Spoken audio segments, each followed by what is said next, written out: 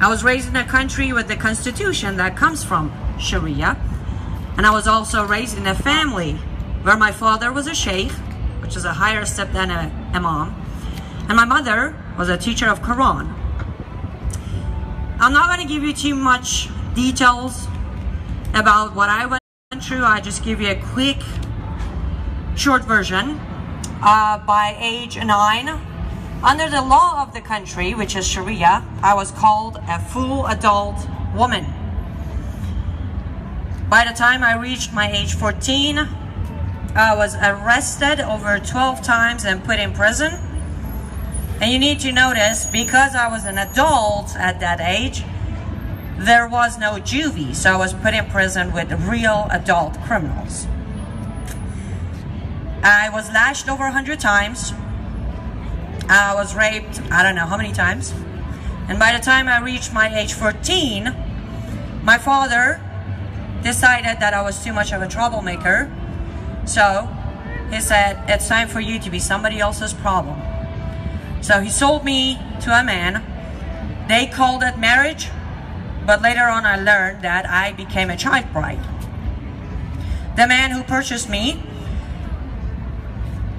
was very confused, I guess, because he looked at me as a punching bag. So if he wasn't beating me, he was raping me. If he wasn't raping me, he was beating me. I tried to get a divorce. That wasn't possible because under Sharia, as a woman, you do not hold the right to get a divorce. So I managed, with the help of my grandmother, to escape. I was smuggled out of the country, went to Turkey, became a refugee, went through legal process, waited my term until I was accepted to America, and I came here back in 2002 and started becoming an American. And I can tell you officially, as of 2010, I am a very proud American citizen. Thank you. Now, when I did come to America, I was given one promise, and that was freedom. The reason I came to America was because of the freedom I could have. Now, I'm sure you notice, nowadays we don't really have much freedom. But after studying the culture of America, laws, regulations, and the Constitution, I came to realize my freedom comes from the Constitution of the country, which I always said is the best Constitution ever. I'm no expert when it comes to our Constitution, don't get me wrong, but I've done enough research and study because I wanted to know my freedom. I studied the Constitution good enough to know what we have and what we don't have. Today, as I stand here, we don't really have our freedom because we are not actually practicing our rights. It's not that we don't have them. We still have the Constitution. Problem is we're not actually practicing it. We have millions of women marching the streets of this country asking for women's rights. When you ask them, what is that right you're lacking, they can't give you an answer because they're not lacking any right as a woman.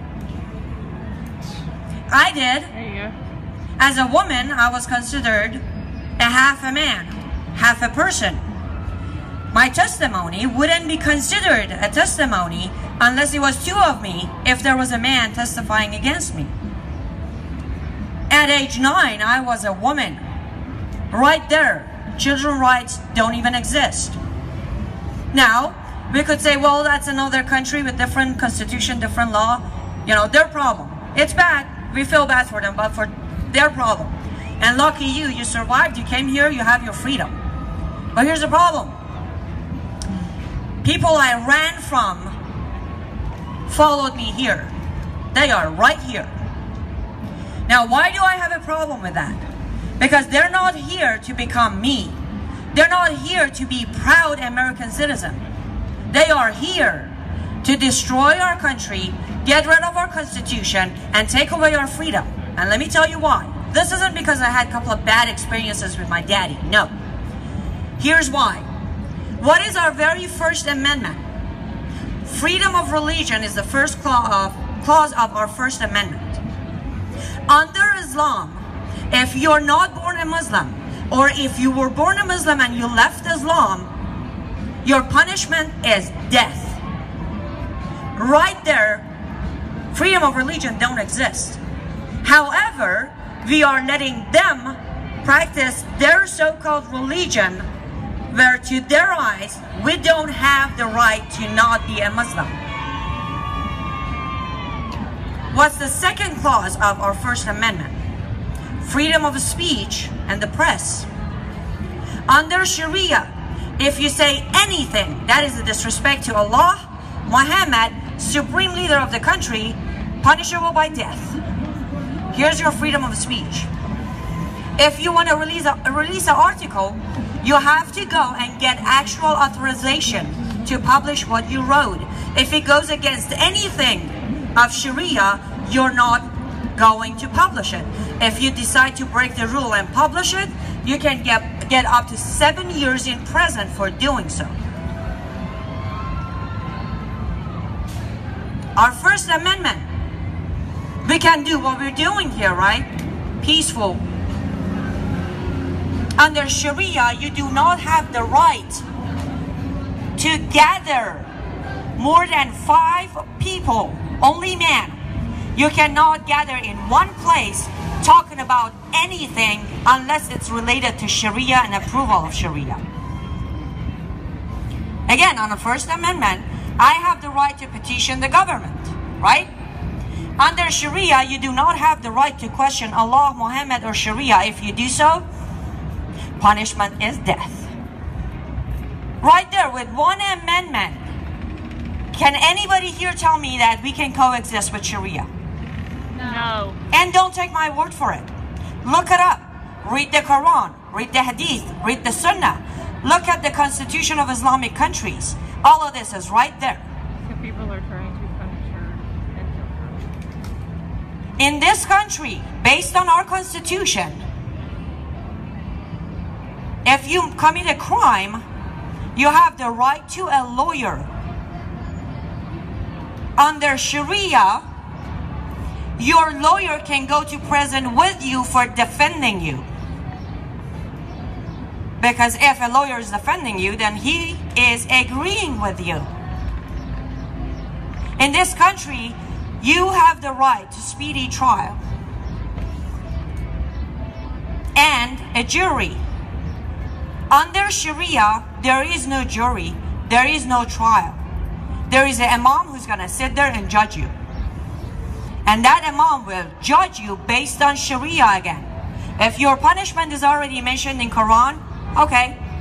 If not, if Muhammad faced such a situation, then good. If not, the imam will put 2 and 2 together, compare notes of Quran and Muhammad's life, and will come up with a decision of what's your punishment.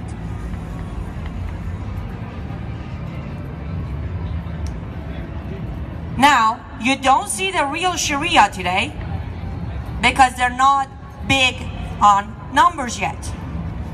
If you read the Quran, if you read the Hadith, if you read the Sunnah, it will tell you that Sharia is always superior to the law of the land and any law made by the man, right? So at some point, if we don't fight for our freedom, which means stand for our Constitution and practice our rights, we are going to lose it. I understand how easy it is for everyone to say, not gonna happen, not on my watch. Let me tell you something. Iran used to be known as Persia. Look up Persia. Has 2,700 years of history. You really think if it happened there, it's not gonna happen here? We are literally a baby compared to Iran. The reason it did happen to Iran is because every Iranian stood by and said, not gonna happen. Not gonna happen. Not gonna happen until it happened. And there was no way to go back. Now in Iran, when it happened, it was literally the Islamic movement versus people of Iran. Don't forget, here in America is the Islamic movement added to the left against true Americans. So there are two enemies working together to take us down. So far, for example, Second Amendment. Do we really have our Second Amendment at the moment? No. Where on the Constitution does it say that I need a permit to have a gun? But guess what? We all bow to it. We go get the permit and then get the gun. If that is not, let's say, California, because that doesn't even apply there. So, yes, the right is sitting there, but as I said, we're not practicing it. And on top of that, we are letting the enemy, who are here to turn this country Islamic, use it against us. They are hiding behind First Amendment. And a lot of us walk around and say, hey, it's their right to practice any religion they want. And I agree with you. But then we have the problem of Sharia. Sharia isn't a religion. Islam is the religion. Sharia is the law of Islam. Translation is Islamic law. So as soon as we let them practice Sharia, right away we are forgetting that in this country, based on Constitution, but they are practicing it for Allah.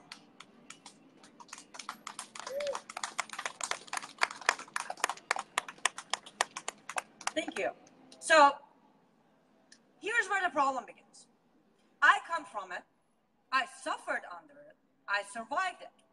And I came to this country actually very happy and hopeful. And like, yes, I'm going to go make a life for myself and enjoy life. Well, that didn't happen because at some point I realized, oh, forget it. I got to go back to where I was because now I have to wake people up here in America. I do it out of love for America. I've said it before, I will say it until the day I die. America saved me. If it wasn't for America, I would not survive. I would not even have a chance.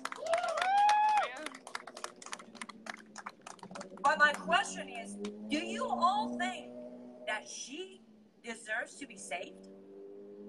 Because if you think, then you all need to stand up.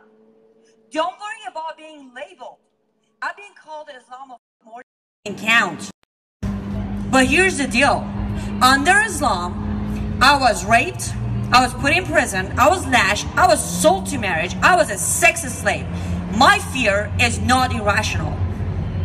When they call me Islamophobe, I move on. When they call me a racist, I move on.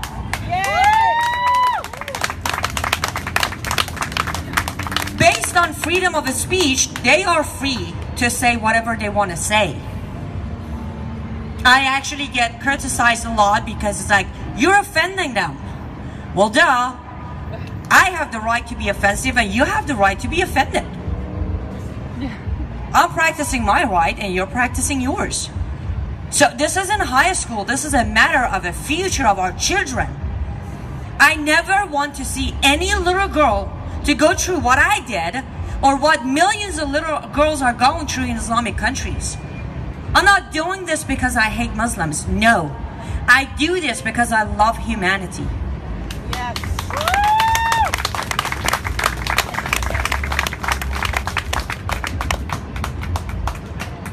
Bottom line is, problem is Islam. Solution is our rights, our constitution, and our freedom. Stand up for your rights, practice your rights, and don't let anyone, based on constitution of our country, don't let anyone tell you you don't have the power, because we the people have the power. Amen. Oh, I have 10% battery. Every time somebody tells you that you're hateful, What I do? tell them, you might look at me hit a as bad hateful, button. but I love my country so much, I will die for it. Not just say it, do it. I have 10 bounties on me. 10 bounties. 7 out of 10 were issued inside United States, just so you know. I get this question all the time. Aren't you afraid? Well, yes, I am. Am I gonna let my fear control me? No. Am I worried they're gonna get me? Am I worried they're gonna kill me? Am I worried they're gonna blow me up? Yes, I am. But my life as an individual is never worth more than millions of innocent people.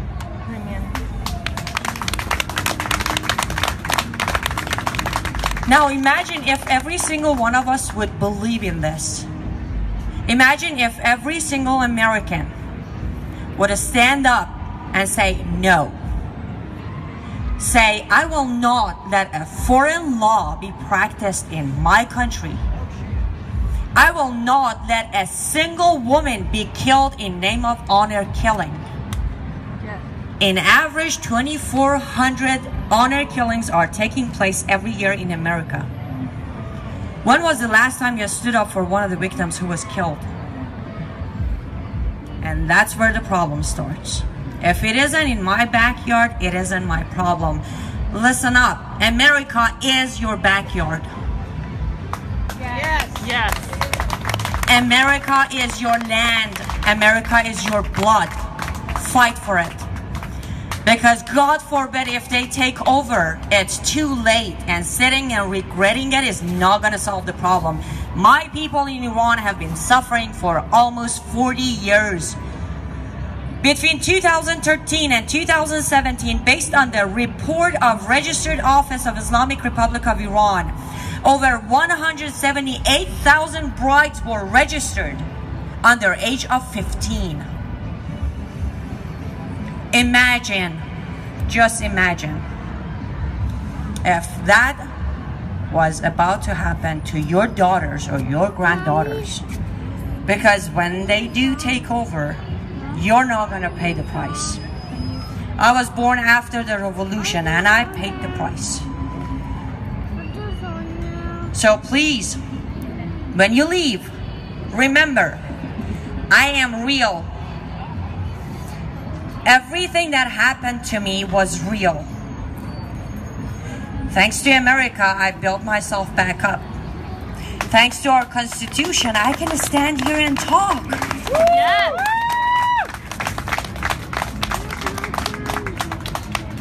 But when you leave, don't forget, the only reason I'm doing it is because of America. And I'm asking you to do the same thing. Remember, race, sex, color, beliefs, faith, we're human. We all have our basic rights. But now imagine how blessed we are that on top of that, our Constitution gives us some extra ones. Do you really want to lose that? No. Then speak up. Stand up.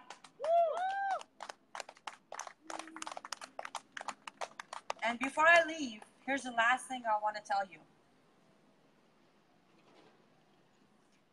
Just because somebody was born here doesn't make him American. Just because somebody came here later in life doesn't make him a foreigner. I learned in this country, apparently, the only way you are a true American is when you stand tall and stand by your flag and your Constitution, and you do not take bullshit from anybody. Amen. So be American. Much. Stay cool, and hopefully next year, same time we'll see you. Amen.